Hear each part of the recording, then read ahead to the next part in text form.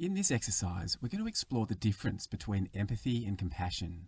Now, empathy is traditionally considered to have three broad types. There's cognitive empathy, which is perspective taking, kind of understanding someone else's experience. There's emotional empathy, which is feeling other people's emotions, really feeling into their experience.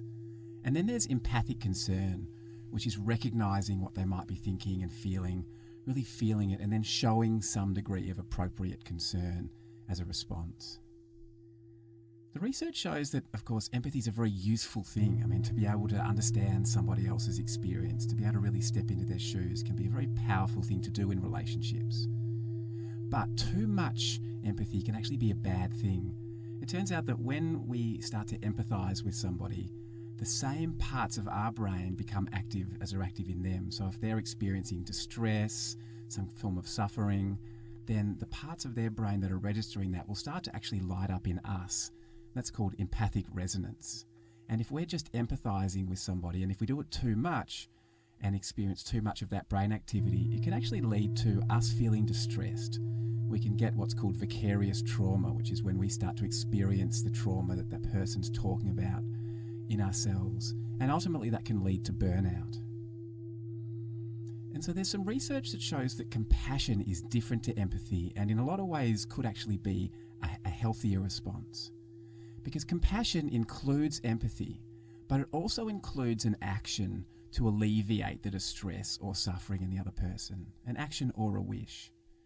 And it activates very different parts of the brain. And research is showing that when we activate compassion in response to somebody else's distress, it doesn't lead to the same degree of empathic resonance, and it doesn't lead to burnout, whereas empathy can. So where we talk about compassion fatigue in carers, mental health professionals, doctors, what we're actually really talking about is empathy fatigue. And so in this exercise, we're going to explore the difference between empathy and compassion. We're going to deliberately cultivate compassion, and we're going to actually use that to create some very positive changes in the brain. To begin this exercise, just sit or lie comfortably. Use basic mindfulness just to get your attention into your body, into the present moment. Perhaps feeling your feet on the floor, your body supported by the chair.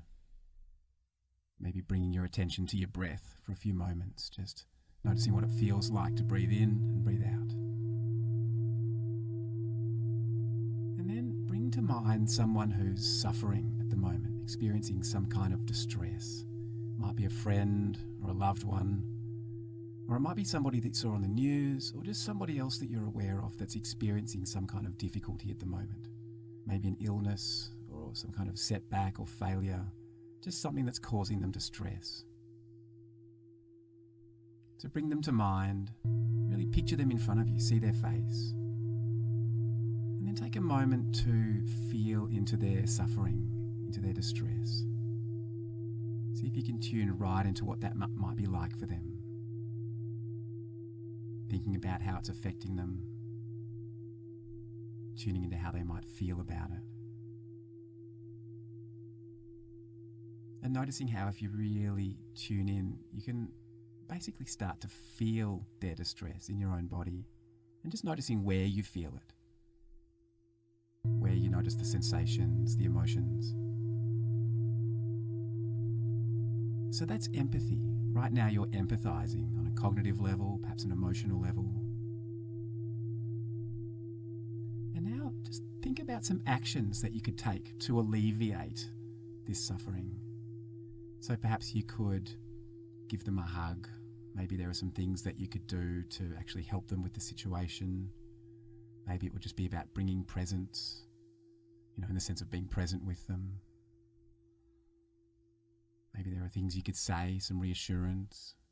Just noticing, what are some of the things you could do to alleviate the suffering in this person, to alleviate the distress? Or maybe there's nothing you can do. Maybe it would just be about being really present with them, close. You could even just make some wishes that they be free from suffering. You might just explore in your own mind right now, just picture this person and just make the wish, may you be free from suffering.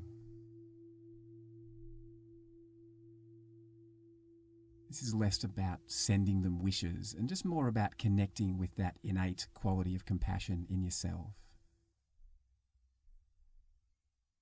And so as you think about the different things that you could do to help them to feel better, to alleviate their suffering, or as you send them the wish, may you be free from suffering as you make that wish.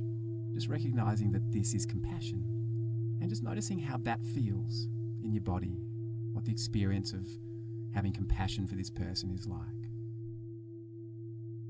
Perhaps noticing the difference between feeling empathy and feeling compassion might be quite subtle, or it might be very obvious.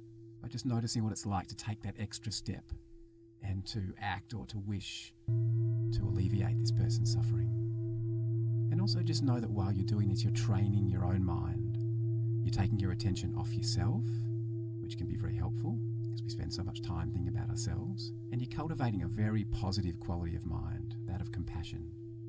And as you do this, you're literally rewiring your brain and hardwiring in that capacity for compassion. And of course, if you were to practice this regularly, that would become, those circuits would become stronger and stronger, and you just naturally find that you became more compassionate day to day. You know, it's like a muscle. If we train it, it gets stronger. And so as we start to end this practice, just keeping in mind that this might be something that you could deliberately cultivate when you actually encounter somebody else with some distress. If you find that you're empathizing too much with somebody and starting to feel that empathic resonance, perhaps just bringing in some compassion, these actions or this wish to alleviate that suffering in this person. Just knowing that's a very powerful practice. And when you're ready, just allowing your eyes to open.